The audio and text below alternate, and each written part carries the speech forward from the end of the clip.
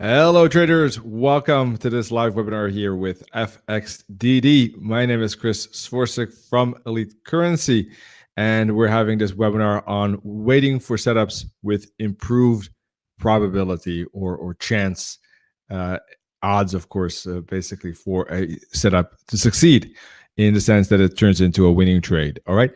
So what kind of tips and tricks could help to improve those odds in the long run, right? Never, of course, for one setup. One setup could always be one win or one loss. So we're starting a little bit earlier than usual due to unforeseen events, but it doesn't matter because if you want to watch it basically at the time that it was originally supposed to have the webinar, then you can just click on the play button to see the recording. Or, of course, you can look at FXDD YouTube channel to find the recording soon after this live webinar.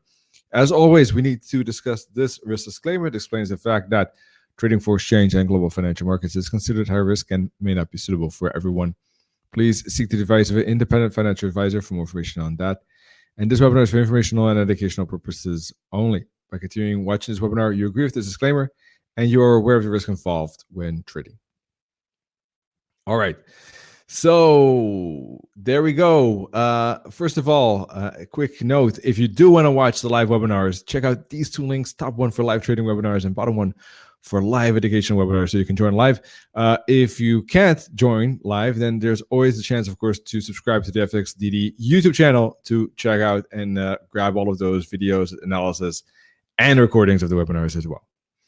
So what kind of ideas might help us traders improve the probabilities? All right. So now, of course, there are a couple of ways how traders can trade. You can trade very discretionarily, take case-by-case situations and base your trades based off that. That's difficult to test in the past. So really the best way to do that would be forward testing with a demo or an account with a small risk or a normal account, of course, as well, eventually, when you have enough confidence in that strategy. And of course, look at the results. But you need at least 50 trades at the minimum, if not more. I mean, that's the very minimum. Preferably a few hundred to really get some solid feedback in the long term about the stats and the performance of the strategy. Really, too few setups is very dangerous to make conclusions. Like if there are just 3 trades and 3 losses, doesn't mean anything about the setup or about the strategy, right? Any strategy can run into 3 losses without, a single problem, really. So doesn't mean anything. But unfortunately, it seems like from a psychological point of view, or having 3 losses in a row, not everyone, but a lot of traders would already almost give up on that strategy, right? Whereas three losses means nothing. But a lot of traders don't stick to the strategy just because of that. 3 losses, somehow it's not working, give up, move on, try a new strategy, stop trading, So, we got to keep in mind the long-term performance stats are really the one that matters. Long-term is at least 50 trades before we can have a first conclusion at all. So when I talk about improving stats, I'm talking about long-term stats, right? Now, so what kind of factors might help? And this is about entry and not necessarily, about... So I'm not going to talk about specific strategy here, but what kind of factors might help arrange, whatever strategy you're looking at, basically, right? So obviously that's not always the case, but for most strategies, I mean, really a majority of them, I would say personally, I think really most strategies do need volatility. I mean, it's difficult to imagine trading without that. If there's really no volatility at all, so prices going flat, I wouldn't know any strategy that can really make money on that. I guess, price volatility is a must. I mean, and that's one of the things to keep an eye on. I think that, certain strategies might need it more and others need it less. If you're trading a range, I think volatility is a little bit less needed, but you still need price to move up, in that range, right? And the range shouldn't be too small either. If you're looking for a breakout on trending strategy, then volatility is maybe even more important. Overall, no matter what strategy you're looking at, I think volatility is important. I did a study on my strategy, right?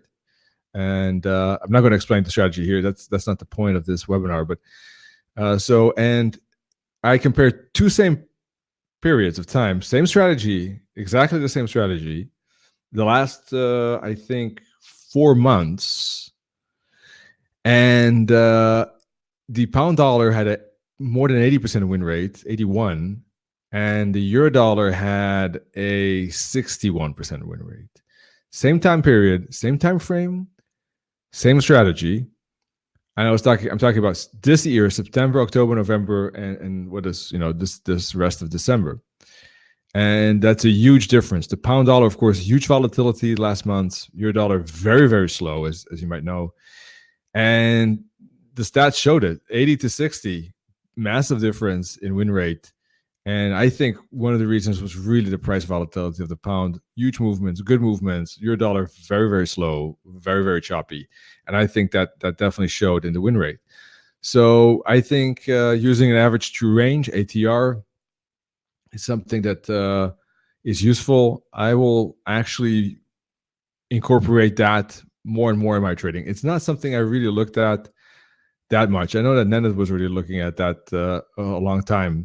I always look at the majors. I mean, of course, this is a historic kind of slowdown in the euro dollar and quite some good movement on the pound dollar. So it's quite funny how they're really miles apart on that front. But I will think very carefully about adding that to my trading plan, taking steps to do that from next year onwards already, so that I stick to the pairs that are showing more kind of price movement in their movement. It really shows in the stats.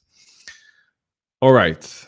Now, second of all, how to improve the win rate and probability of a trade succeeding is understanding the framework at where you're trading. So pound yen, trading it at 4 p.m. London time is okay. It's a yen pair. It will still move a bit, even during the Asian Tokyo session there. Trading dollar CAD at 1 a.m. GMT time wouldn't make much sense. New York is closed. Dollar and CAD are, have nothing to do with that session. So understanding the rhythm of the market and the day helps as well. In finding boundaries of the strategy that work out. So trading, let's say a pound dollar on a 5-minute or a 4-hour chart or whatever chart actually at 2 a.m. Probably most cases would not be that good. But euro yen, Australian dollar, New Zealand dollar, they can be traded easily, of course, throughout the beginning of the day as well. If a euro pound might not make sense in New York session anymore, for instance, right? So keep in mind the pair and the part of the day throughout the week or throughout the day. There are also time patterns throughout the week. So, for instance, take a look at what kind of stats you have with your strategy on different days. I'm sure there's going to be, in most cases, there's going to be a substantial difference. So, for instance, with my strategy, Fridays were actually pretty good for 4-hour swing setups. Really funny. I wouldn't expect that, but Fridays turned out to be pretty good. Mondays turned out to be very bad. I think it's Friday, the market is loose, often seen as dangerous day because of the counter trend movements. But according to my stats, worked out pretty well with the trend setups on a 4-hour chart. Monday, of course, as you might know as well, it's slow, it's tedious. Things have to warm up. It's just trying to box its way out of the confinement. It doesn't have that pace yet, and needs to warm up in a way like a sportsman before the match, right? So small movements, and then slowly but surely things start to break loose a little bit. Often after Monday, I would say about 2-3 sessions, you will typically see the most movement. So if you had a volatile Tuesday, be careful of Wednesday. It could be quieter, right? If you had a slow Monday and Tuesday, then Wednesday or Thursday is probably going to be some speed finally, right? You won't see Tuesday, Wednesday, Thursday, 3 days in a row with full movement. Typically, it's around 2 sessions, and the rest is kind of quiet. So keep in mind that balance and rhythm. Don't expect too much of price movement and volatility back to back, let's say. Okay, with that particular currency or pair, of course. All right. So then there's and the last thing actually I want to mention is end of month and beginning of month. Also, same like beginning end of the week. Beginning of the month could be a little bit slower, and then the month could be volatile as well. Of course, you have seasonal changes. You got August, typically can slow down. December with holidays, market close for 3 days actually, right? With the 25th, 26th of December and the 1st of January.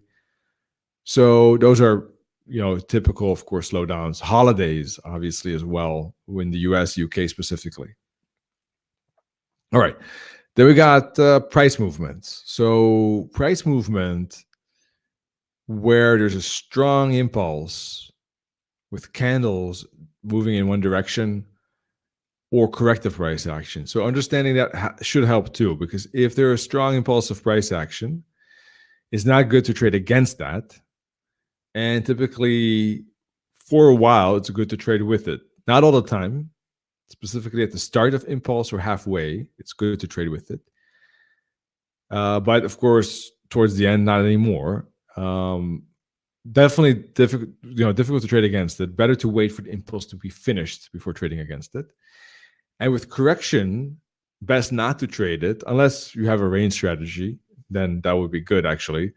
But otherwise, best to wait for the breakout or for the correction to finish and then trade in that breakout direction. But understanding what type of price environment there is important, I think. What kind of price movement to understand that. We'll dive into charts in just a second to show that a little bit better. Stop loss and TP. So basically placing the stop loss and TP at spots that make sense. So for instance, if you have your stop loss too tight, 5 pips below the entry on a 4-hour chart, I'm giving an exaggerated example here, then obviously there's a high chance that the price is going to hit the stop loss, right? 5 pips is nothing on a 4-hour chart for almost every pair. So you're bound to lose on that setup. So having some balance is important. 1,000 pip stop loss, unless you're trading a monthly chart, it wouldn't normally make much sense in terms of you might not lose, but you might not make much money if you do win. So finding that balance is important. I use fractals of Fibonacci to find that balance and make sure that my stop loss is not necessarily too tight or too loose. If it is tight, I do it at times where I think there's a significant strategic advantage for that. That either the stop loss is not going to get hit that often, or there's a great R2R, etc. I'll dive into the charts on that as well. And using confirmation. So there are many ideas floating around as a trader when looking at charts. Typically, trading ideas start to pop up in our minds before we know it, and it's tempting then to trade them right there, right then, only to see the market then just do nothing and consolidate.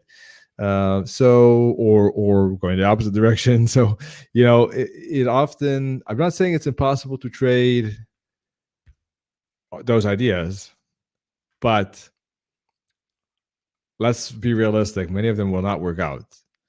And I think that a lot of times if one waits for some confirmation from the market in terms of candlesticks or breakout, it's not something that solves everything, don't get me wrong, but I think it does give kind of a good practice of waiting for price to confirm our analysis.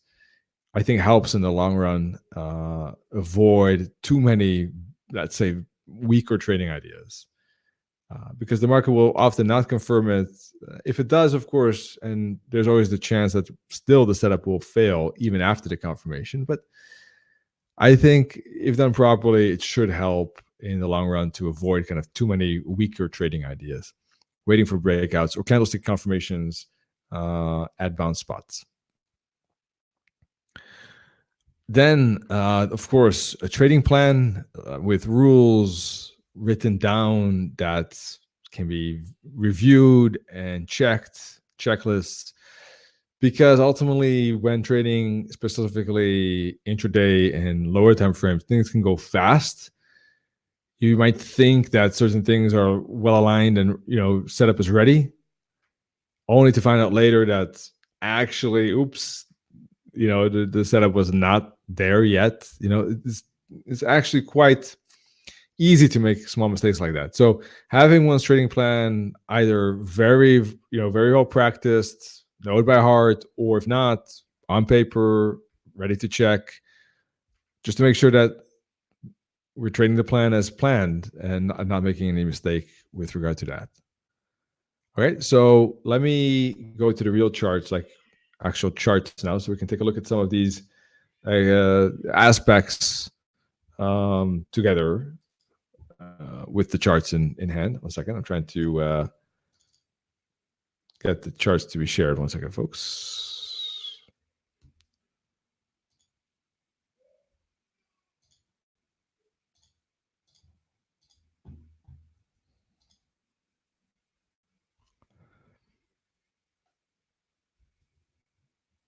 There we go.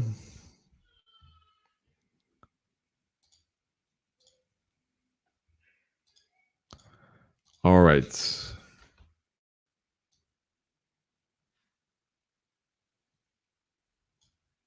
Here we go. So one of those things we need to look at, I said, was price movement. All right. So impulse versus correction. Let's take a look at that. Okay. So we got impulse. There we go. Here, 3 candles in a row is what out of a max of group of 6 candles, is what I call the start of potential impulse. So this is a potential start of impulse. So trading at the start or at the beginning, it makes sense, right? So, or in the middle, beginning or in the middle. So here, that would be understanding that here's an impulse means that avoiding trading it to the downside, and if anything, trading it to the upside, right? Here we have 3 candles to the downside, indicating impulse to the downside, right? 3 out of 4. Once again, 6 is the max. If there's more than 6, I wouldn't consider it impulse. So again, upside, avoid upside. Even the trend is up, but the momentum is down. Here, 3 candles. No, here we didn't have it because this is a bearish candle, but I'm looking for lower lows and lower highs as well, generally speaking. So yeah, I would be careful. This was not a good example, right? But maybe a small warning because there are 3 bearish candles in a row. Okay, so let's see if we can find one more. Let's see here, 4 candles in a row, right? So only trading to the upside. Here there are 3 candles in a row, so only trading for the downside for the moment. Actually, all the way up in here, and it fell nicely.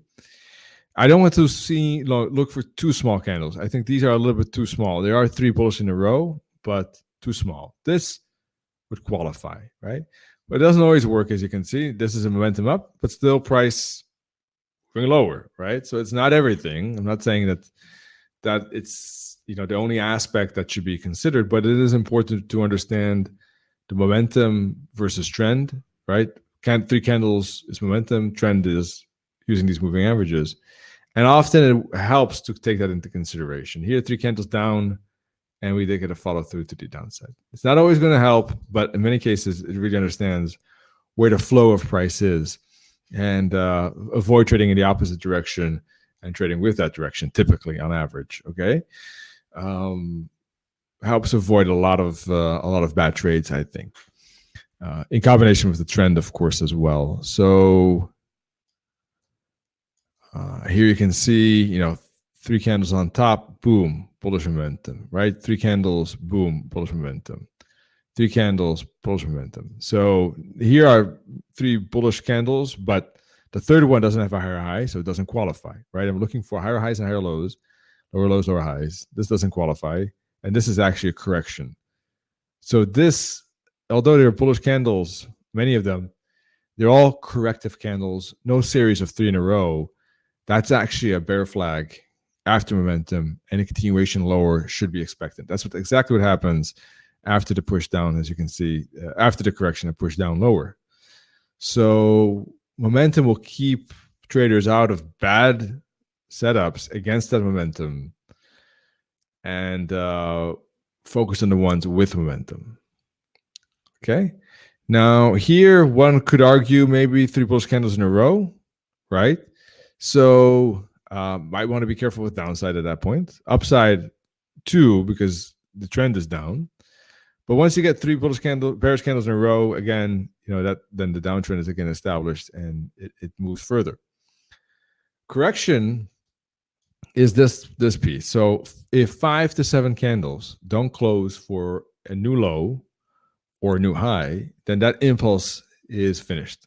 So here we had a move lower, right?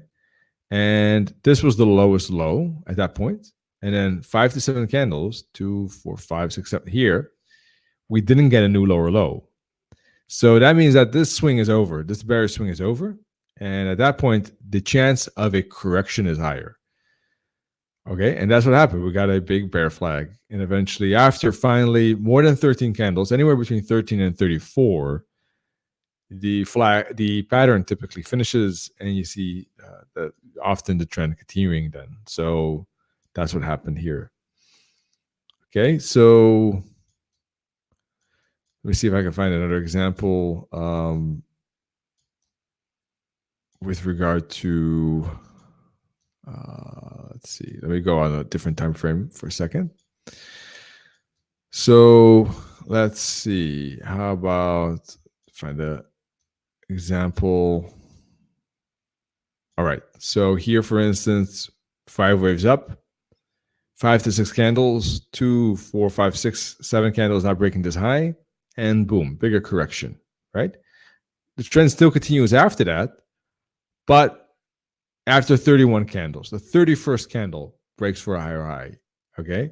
So you first have here 5 to 6, 5 to 7 failing, correction, and then finally, slowly but surely, a bounce and uptrend continuation, okay? And momentum kicking in, upside momentum, kicking in somewhere in here. We have clear 3 candles in a row up. So momentum, pullback, trend alignment with the moving averages, bounce and continuation. So knowing price movement, understanding it is very important. So what is impulsive price action? That means candle closes near the high. The majority of the candles are in one direction. With bullish momentum, right? Bearish momentum, candle closes near the low, obviously. Majority of the candles in that direction. Strong closes near the higher low. And sizable candles, rather large candles for momentum. Corrective candles, mixture of candles, 50-50, bearish, bullish. Closes in the middle, dojis, small candles. Okay? That's typical for impulse correction. Then we have, let's see, anything else? That's about it. So that's how you can measure from the candle point of view what is impulsive and what is corrective. Now, with regard to stop losses and I got a question here about, thank you, Jacob, and what EMA is the red aqua that you use? This one is 144 EMA, 144 EMA Close, 144 EMA Close. It's based on Fib sequence levels, and is like my semi-long-term moving average, and the band that you see, the yellow-green one, is the 21 EMA high and low.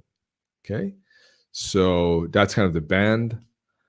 144 EMA is kind of, that's short-term. 144 EMA is semi-long-term, and it's really very useful as a measure point for trend. So if price goes above it, or bounces at it, or goes below it, it really says a lot about the trend. I really love it and definitely recommend it. So very good level for that. All right. I was taking a look. Yeah, so stop loss TP. So I use fractals for stop loss placement. I use it for entries. I use it for understanding bounce or breakouts.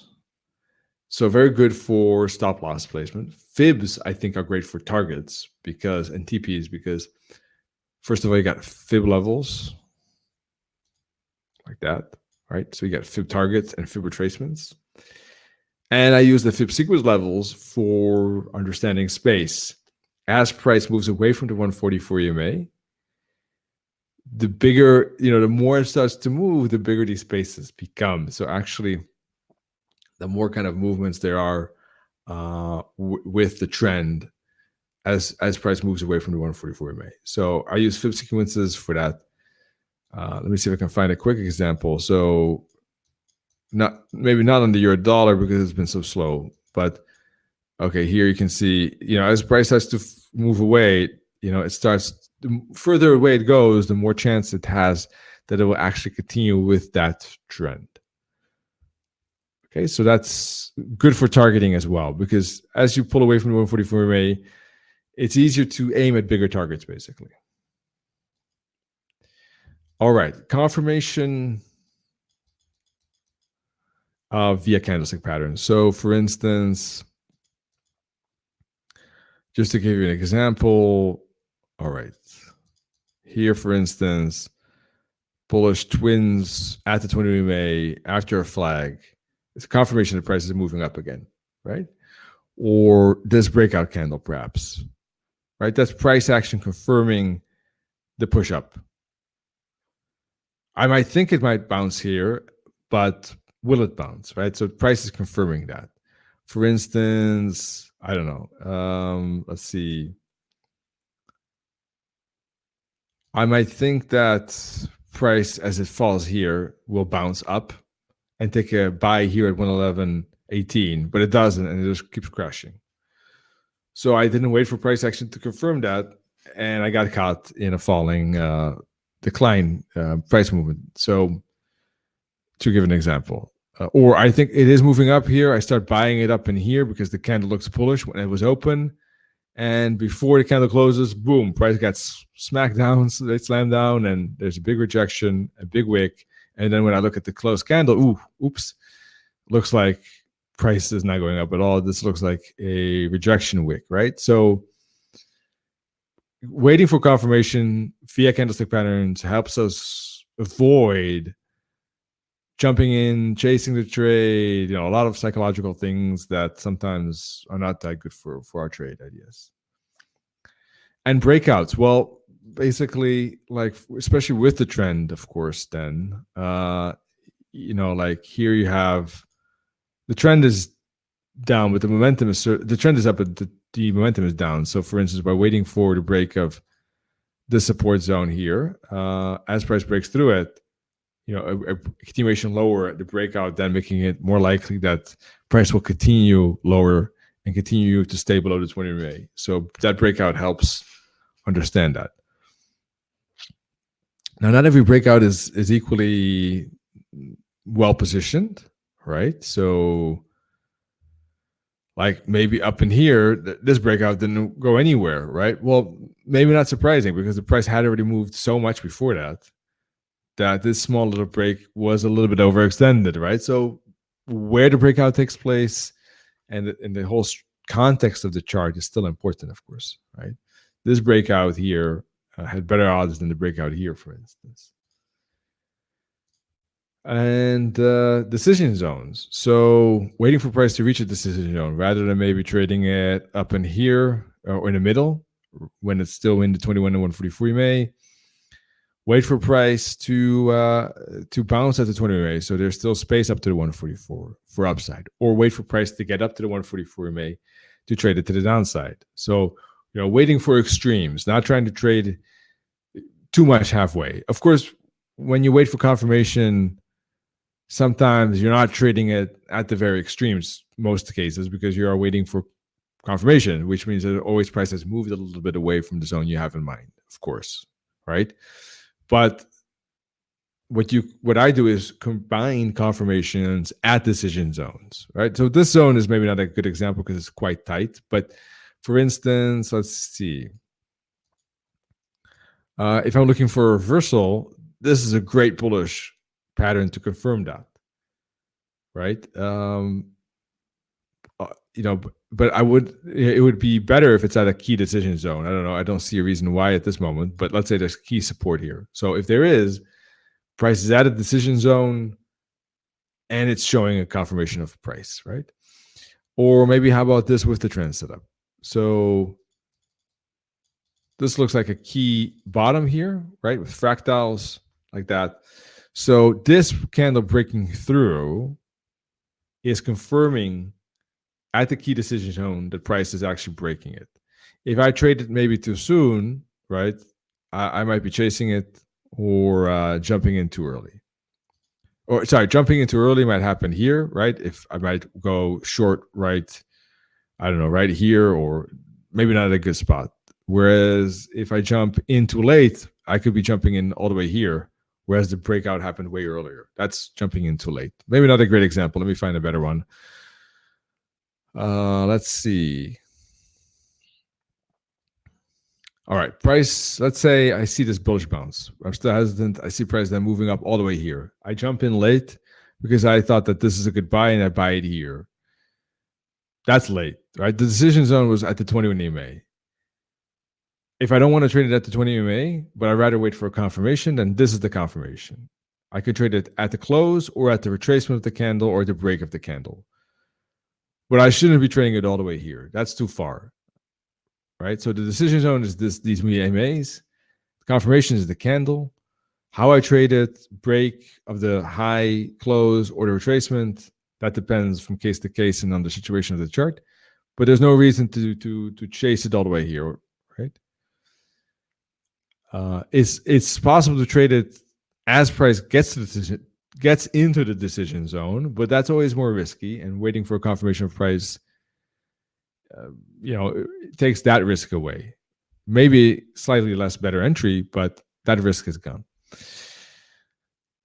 Let's see if I can find another example, perhaps.